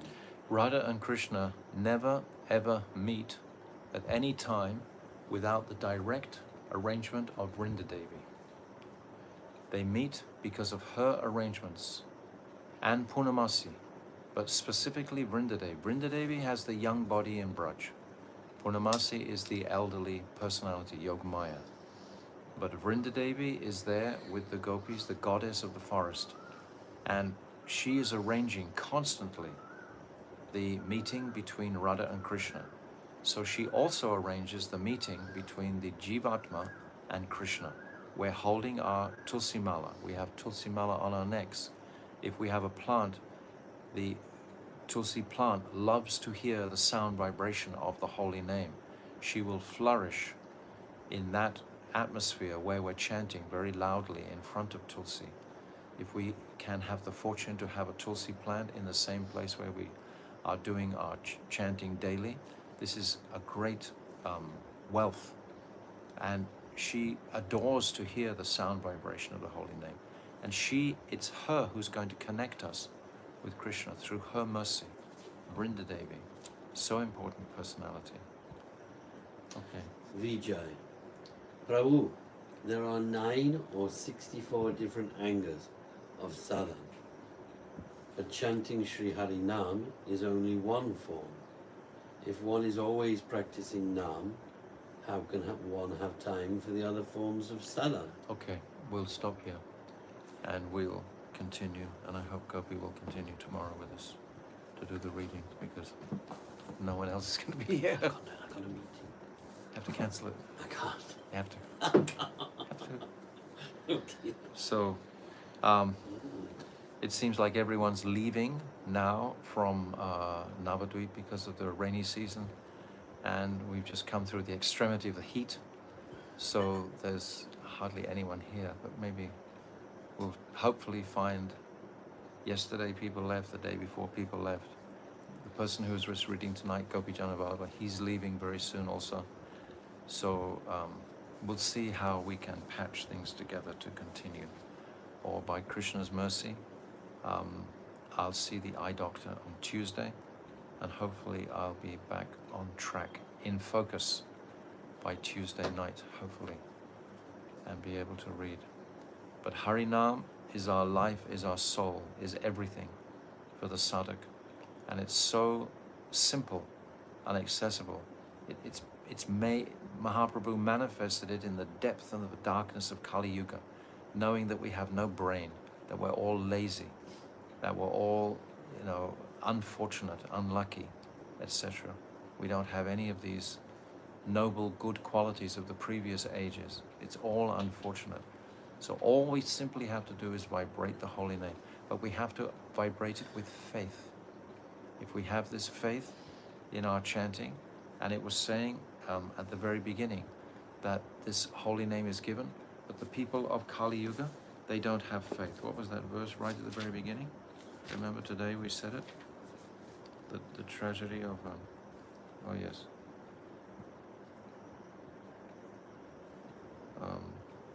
Kali Yuga, other than the holy name, but then we read today.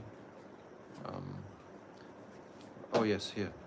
But alas, due to the influence of Kali Yuga, people do not worship him.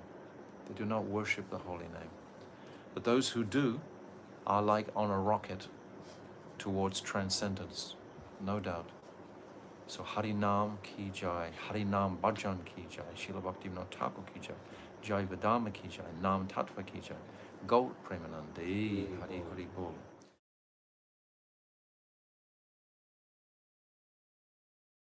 So now we come to our chapter, Nama-tattva, and yesterday, wow, there's only 2 pages left. Okay, so yesterday we heard all these beautiful verses together. So in a day or so, I'll give you a recording of just the verses so you can listen to just the verses themselves and be inspired, because most inspiring. So we come to page 534, and we're 2/3 down. And we finished yesterday with Vijay asking the question, Prabhu, there are 9 or 64 different angas of sadhana. By chanting Sri Harinam is only one form. So we'll read from here. So Veera Gopal Prabhu will read again from here. Vijay, Prabhu, there are 9 or 64 different angas of sadhana, but chanting Sri Harinam is only one form.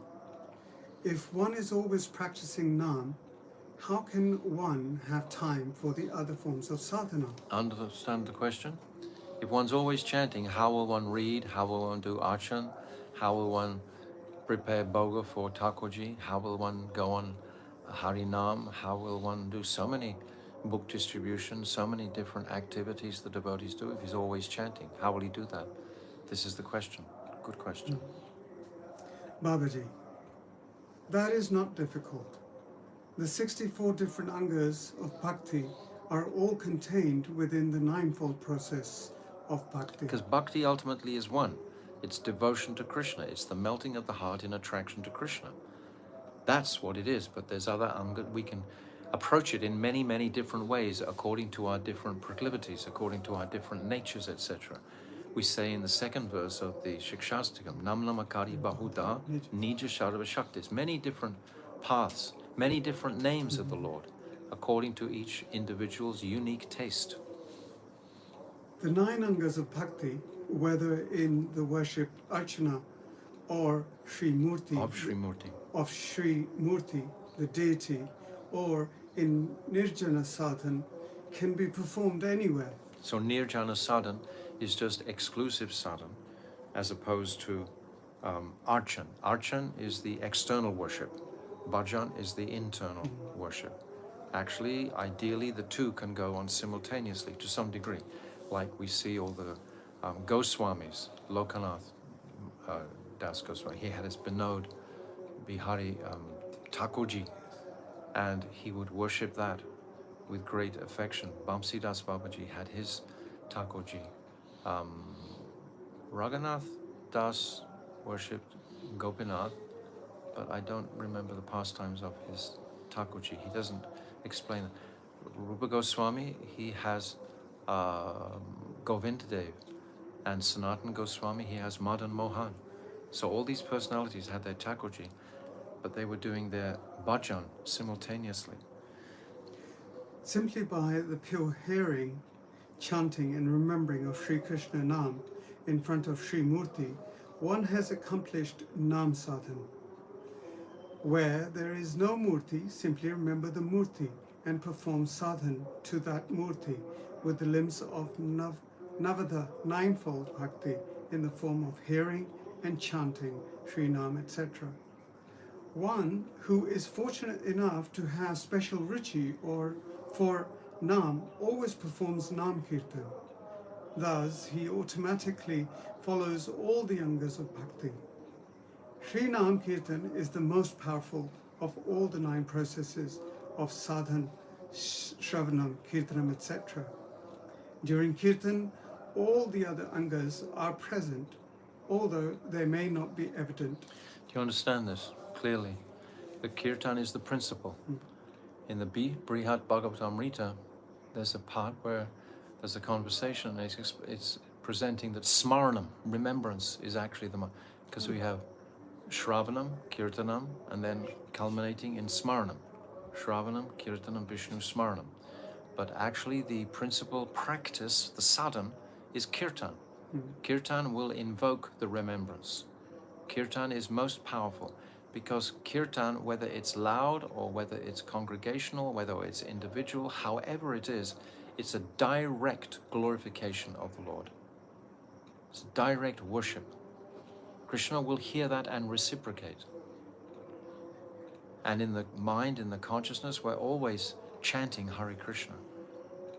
We want to become addicted to that pure vibration internally. It must always be resonating. It must always be reverberating in the consciousness all the time. And then we live in that world. Wherever we go, whatever we do, we're just hearing that kirtan. Govinda, Madhusudan, all the different names of the Lord. and especially Hare Krishna, Hare Krishna. So in order to become addicted to this, then we must seriously embrace the regularity of the chanting. Sankhya Purvarka Nama Gananati Bi. We must do that. If that is neglected, this kirtan won't be invoked in the heart. We won't become sober. It's a sobering activity to chant for 4 or 5 hours, because that's only how long it takes, actually, ultimately, to chant 64 rounds in a day. When you've practiced for some time, because the first 16 rounds, for example, personally, takes me about 2 hours. The second 16 will be about 1 hour and 40 minutes. The third 16 will be just over 1 hour. And the final 16 will probably be less than 1 hour. The name, it speeds up our ability to hear and absorb it, because it speeds up everything within the consciousness chanting. Our minds become more attuned, more astute. They become clearer. We reach a higher vibration of cognizance in the world. We do. We don't have to waste our time messing around with lower grade activities. We can always reach to the higher vision in all of our activities. It has that ability because it speeds the whole consciousness. I tell you, you actually become like a Superman. We do. We become like Superman because the consciousness is really moving at an increased awareness speed. It can discern factors very quickly and assimilate them and know what is correct, what is not correct, what is correct, what is not. We're always going in the direction of Krishna, and he's always rolling out a carpet, guiding us, guiding us, guiding us. We're in touch, we're in tune. We've connected with transcendence. This is what will happen if we can regularly embrace this 4 or 5 or 6 hours a day chanting. There's nothing greater in this life than actually doing this. This will lead us to all. But simultaneously, I can remember watching my Gurudev sometimes. Sometimes my Gurudev would chant 1 or 2 lakhs on a long journey. But many times he would not even chant 1 round.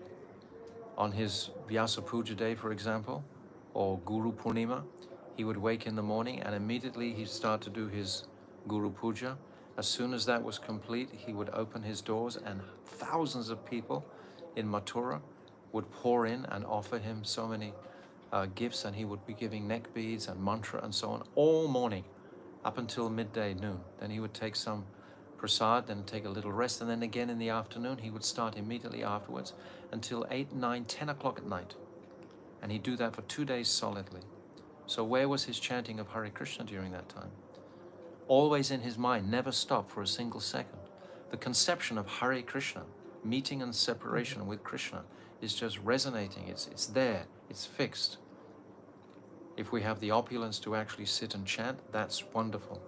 But if that opportunity is not there because of our direct seva, specifically to Guru and Sadhu and the Vaishnavas, that always takes precedence. It's never, oh, I can't do it, Prabhu, because I'm chanting. That's bogus. To reject some seva that's offered to us, this is not correct. The top priority is the seva, because there will come times when that seva is not being given to us, when there's not an opportunity for it, and then we can chant. Devotees usually travel a lot. It seems to be their habit to constantly be traveling. So during traveling periods, we can often chant copiously, but we need to practice it to get the taste, to get the platform, to get the foundation down. Vijay, how is it possible to perform continuous Nam Sankirtan? Okay, okay, it's going to be said for you. Babaji, continuous Nam Kirtan means performing Kirtan of Sri Harinam at all times, while sitting, getting up, eating or working, except when sleeping. But we see that the Goswamis even would dream. Even in their dreams they would be serving Radha and Krishna. In Nam Sadhan, there is no prohibition regarding time, place, situation, or cleanliness. That is, one may be in a pure or impure condition. Yes, that means 24 hours a day one can chant. Vijay, oh, the mercy of Nam Bhagwan is unlimited, but we have no hope of becoming Vaishnavas until you give us your mercy and bestow upon us the power to perform Nam constantly. It has to come. This path of Avaroha Panta, we've said so many times, this descending energy, this descending potency, ultimately descending from Chaitanya Mahaprabhu, who is non-different from Radha and Krishna combined, through the medium of Rupa Sanatan, Raghunath Bhatta, Jiva Goswami, Gopal Bhatta, Raghunath Das, etc. All these personalities, Vishwanath Chakrabarti Thakur, Krishna's Kaviraj, this mercy is coming to us. If we embrace our Guru Varga, if we remember our Guru Varga, 3 or 4 times a day, we can recite their pranam mantras and read about their activities, hear about them, embrace them into our hearts, love them. It's like every day, Srila Bhakti Vigyan Bharati Maharaj, he's mandated practically for the whole world that we have to honor and celebrate the appearance and disappearance days. So if we're doing this 365 days of the year, we're covering a lot of personalities. So we're learning about all these different personalities, and there are so many scriptures and books describing the different personalities. So always hearing about these transcendental personalities will connect us fully with them. And the power, the Shakti within the holy name will quickly give us that solid connection. Babaji, I have already explained that there are 3 kinds of Vaishnava: Kanishta, Madhyam, and Uttam. Sri Chaitanya Mahaprabhu told Satyaraja Khan that anyone who takes Krishna Nam is a Vaishnava. One who constantly takes Krishna Nam is a Madhyam Vaishnava, and the Uttam Vaishnava is he whose very sight makes Krishna Nam appear spontaneously in one's mouth. Since you sometimes take Krishna Nam with faith, you have already obtained the position of a Vaishnava.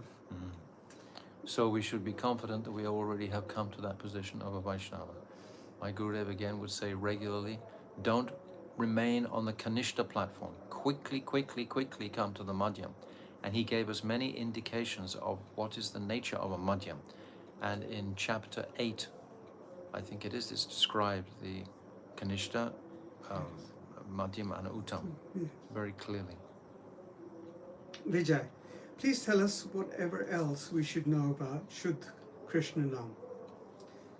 Babaji, Shuddha Krishna Nam is Krishna Nam that has arisen through undivided bhakti resulting from full faith. Undivided bhakti is very important. Every sentence of Bhaktivinoda Thakur is important.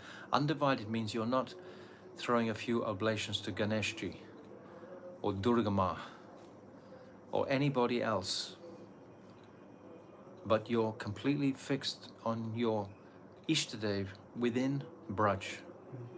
Braje Tishtam Brajanuragi Anugami. That personality of Braj that I'm following. And for most of us, I think it would be Sri Radhika, is that personality that we are following in Braj. We are looking to her, not being distracted. Lord Jagannath Mahaprabhu would see as non-different to Brajendrananda and Shyam Sundar. He would never even look at Baladev and Subhadra. He would just see Shyam Sundar, Brajendrananda, when he took darshan of Jagannath playing his flute. This is all he would actually see. This is how it's described by the Acharyas. So there's no hesitation for the devotee to just embrace this Brajendranandan Shyam Sundar, because he is the highest conception of affection and love. And he's distributing it to the Brijbasis, and we can follow the Brijbasis' moods in Anugatya. We are Raganuga. We are following in the footsteps of those Ragatmikas Those Ragatmikas are those spiritual personalities, Lalita, Vishakha, etc. And we're following Anuga, those personalities. Other than that, the chanting of Sri Nam will be experienced as either Namabhas or Namaprad. Vijay. Prabhu, should we understand that Harinam is sadhya, the aim and purpose, or sadhana, the means? Babaji, when one takes Harinam in the course of sadhana bhakti, that Nam can be called sadhana. However, when the bhakta takes Harinam in the course of bhava bhakti or prema bhakti, that manifestation of Sri Harinam is sadhyavastu, or the aim and object of practice. The sadhaka's realization of the contraction or expansion of Sri Harinam will depend on his level of bhakti. Okay, very clear. Very clear. That when you're chanting on a less mature stage, you will be just considering the various angas of Vaidhi Bhakti. That's what you'll be considering, isn't it? Practicing. But when you come closer to the stage of Bhav Bhakti, in your depth of appreciation and heart-melting mood towards the residents of Vrindavan, then that chanting will become the sadhya. You will actually have a little glimmer of your eternal form within the realm of Braj and your seva, your mood, because when the heart is melting in attraction, it has to melt in affection. The heart has become very hard in this material environment, just like the ice has melted, become hard. When the warm current comes of Guru Varga, then it melts that ice-like heart. When we hear those pastimes, if any of you listen to that recording of Prem Samput I put on the other day, especially the last part of that, where Radhika herself is sharing with Krishna directly the nature of her love for Krishna in front of Krishna. No one else could understand it except Krishna. So this pastime was conceived or was visualized by Srila Vishwanath Chakravarti Thakur, so that Radhika can give us all her mercy and explain to us the nature of that samput, that treasure chest, that locket of what is pure, what is her. When we hear her pure love for Krishna, that will begin to melt the sadhak's consciousness of attraction to Radhika and the immensity of the love between Radha and Krishna. And once we hear that a few times, why do we want to linger in this world? Why do we still want to make plans for our material self-sufficiency, our material absorptions, etc.? But of course, we're all on different levels and degrees of understanding. So each according to his own unique stage and path will understand this. As he said here, Nam will be called sadhan if it's in the course of sadhan bhakti. However, when the bhakta takes Harinam in the course of Bhav Bhakti or Prem Bhakti, that manifestation of Sri Harinam is Sadhyavastu.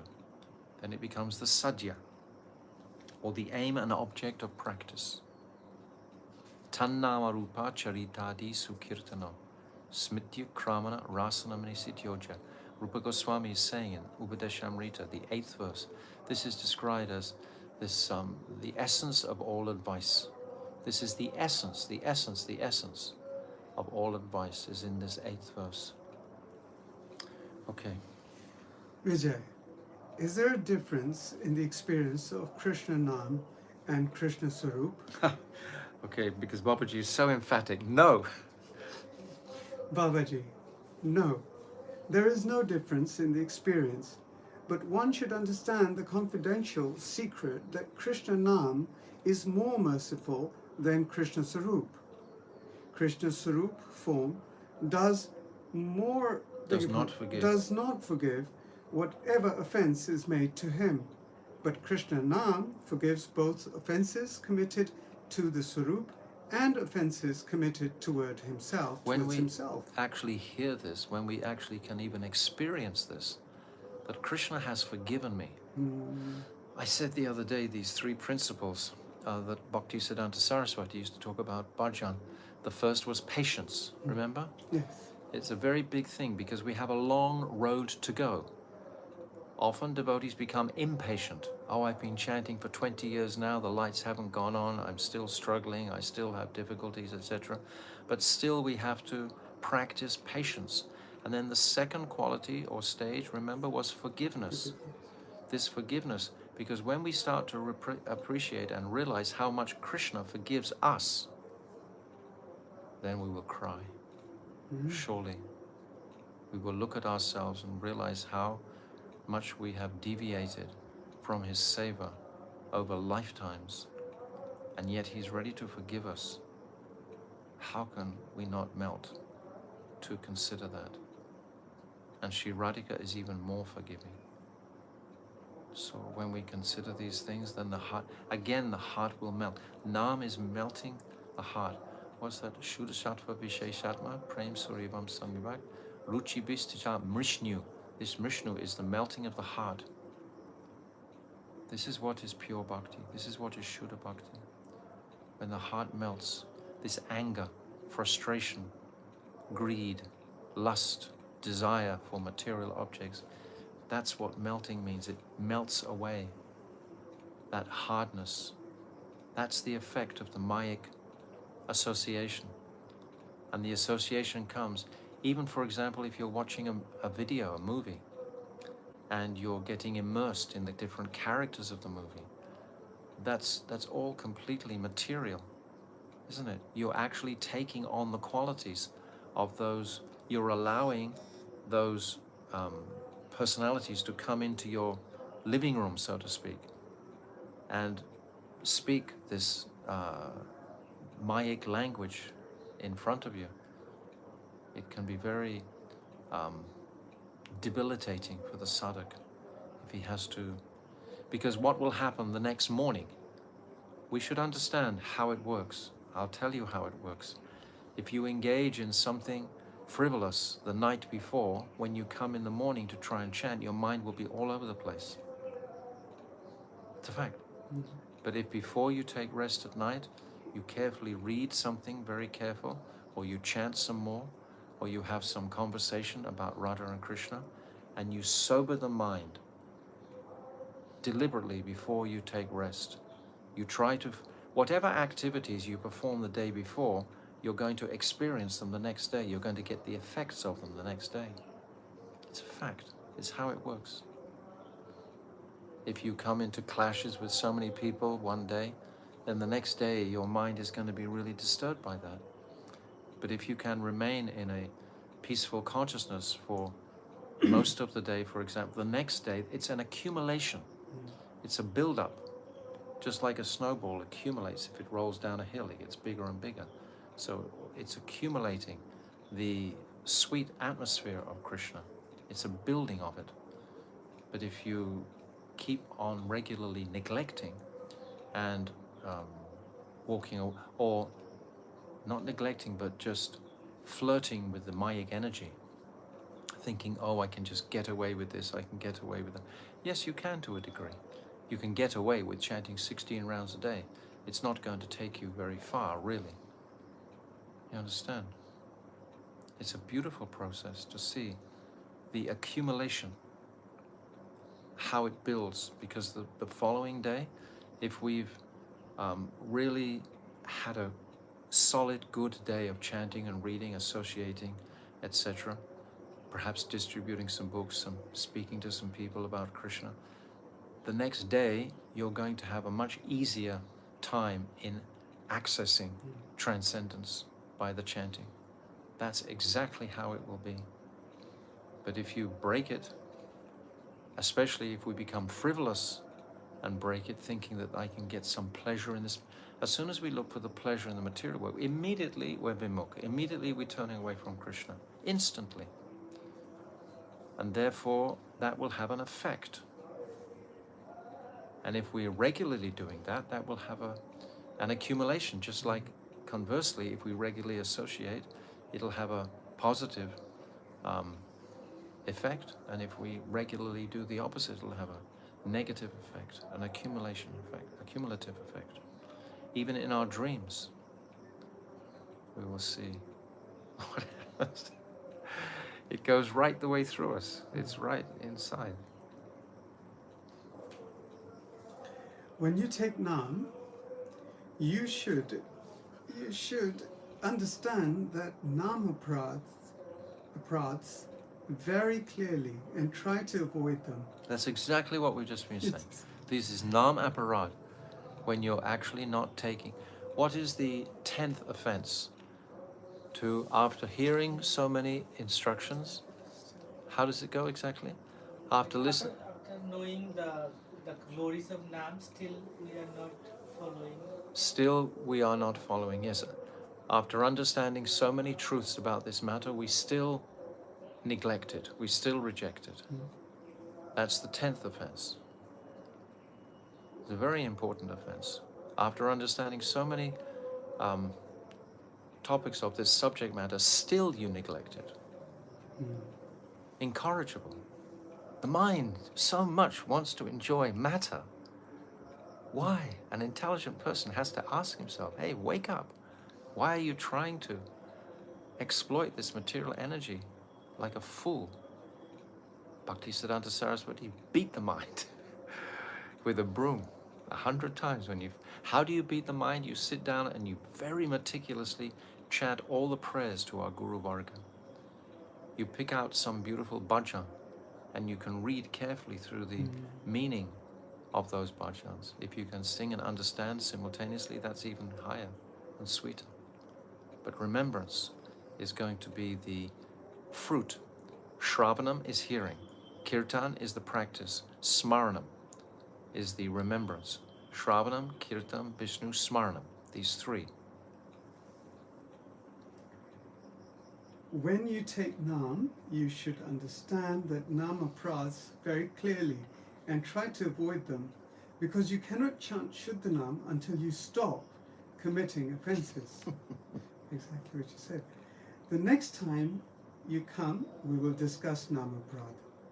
When Vajnath and Vijay Kumar had learnt about the glories of Nam and Nam Swarup Tattva, they took Sri Gurudev's foot dust and slowly returned to Bilva Pushkarini. Thus ends the 23rd chapter of Jaiva Dharma, entitled Prameya Nama-tattva. So this chapter is all about tattva. That's why I want to take a compilation of just the verses for us to hear in a sequence of about perhaps 7 or 8 minutes or 10 minutes altogether. You can just listen to all the glorifications of Nam. It's so inspiring. When you hear that selected glorification, how can you not be inspired to chant, to take advantage? And then, of course, we have to reconcile all our material situation alongside. And that can be so simple. If our sincere desire is to serve Nam, Krishna will throw all the options on a plate very, very easily for us. There won't be any difficulty. If the sincerity is there, Krishna is just waiting to pull us. He's more hungry to bring us back than we're hungry to go there. And he's going to make all the required arrangements to bring us. He'll make it perfect. We simply have to desire it. That's all we have to do. We simply have to desire. Even the materialist knows about the power of desire. There was a book once called The Secret. I read a long time ago, Secret. And basically the secret is that whatever you desire, you can actually achieve ultimately if you desire it strongly enough. So we have to fine-tune our desire to, first of all, this Jaiva Dharma is creating that desire. It's giving us that complete, explicit, clear focus. Yes, what should I do with my life? And all of these chapters are bringing us to that. And it's a culmination with this Nam-tattva, because this is the practice. By the Nam-tattva, it puts all the other angas into perspective. Right? It's very, very beautiful, sublime. Jaiva Dharma ki jai. Yeah. Srila Bhaktivinoda Thakur ki jai. Ananta Gauta Vaishnava Vrinda ki jai. Okay.